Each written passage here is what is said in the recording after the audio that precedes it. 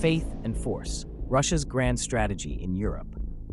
The resurgence of Russia as a pivotal actor in European geopolitics demands a nuanced understanding of its grand strategy. Since the Cold War's end, systemic shifts, particularly NATO's eastward expansion, have been perceived by Moscow as direct encroachments on its traditional sphere of influence. The inclusion of former Warsaw Pact members and the Baltic states into NATO and the European Union has only heightened these concerns. In response, Russia has embarked on a strategic recalibration, one aimed at countering Western encirclement and reasserting its dominance across Europe. But systemic pressure alone doesn't explain the trajectory of Russian foreign policy. Domestic forces matter too. With power consolidated under President Vladimir Putin, strategic choices are now shaped by elite perceptions, nationalist narratives, and a deep-seated mission to restore Russia's great power status. For domestic audiences, these policies don't just make sense, they resonate. So what exactly are Russia's strategic objectives in the European theater? Number 1, deterring NATO expansion. Russia views NATO's proximity as an existential threat.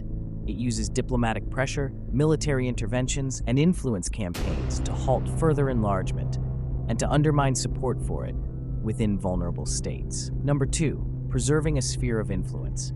From Georgia to Belarus and beyond, Russia deploys a mixture of economic incentives, political manipulation, and, when necessary, military force.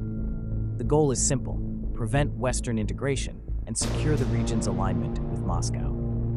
Number 3, dividing the West. By exploiting rifts within the European Union and NATO, Russia weakens Western unity. It floods the information space with disinformation, backs populist and fringe movements, and uses energy dependency to sway policy outcomes. The 2014 annexation of Crimea and the ongoing war in eastern Ukraine show Russia's readiness to use force, not for conquest per se, but to block Western influence and to reinforce its role as a regional hegemon. Even within NATO's borders, the threat persists. Estonia, Latvia, Lithuania, each faces relentless pressure from cyber attacks to propaganda, to the strategic manipulation of ethnic Russian minorities. These aren't isolated incidents. They are calculated moves, testing NATO's cohesion, reasserting Moscow's relevance, redrawing the rules of engagement in Europe. But foreign policy isn't just about force. It's also about identity, about the stories nations tell themselves. One such story, central to Russian grand strategy, is the narrative of Orthodox Christianity, especially in Crimea and Ukraine. As Russia positions itself as a civilizational counterweight to the West, religious symbolism has become a potent force multiplier, a legitimizing tool, a vessel for strategic aims. Let's look closer. The doctrine of Ruski Mir, the Russian world, isn't merely political, it's civilizational. Promoted by both the state and the Russian Orthodox Church, it imagines a transnational Orthodox community, with Moscow at its heart, bound by history, by language, and by faith. Through this lens, NATO isn't just a military alliance, it's a spiritual and cultural threat.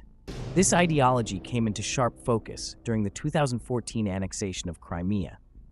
In speeches, and again in his 2024 interview with Tucker Carlson, Vladimir Putin invoked the baptism of Prince Vladimir in Chersonesus in 988 AD.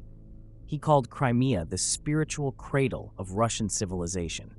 This wasn't just historical rhetoric, it was strategic messaging. It told Russians that Crimea wasn't being seized, it was being reclaimed. Domestically, this transformed the annexation into a moral and historical restoration.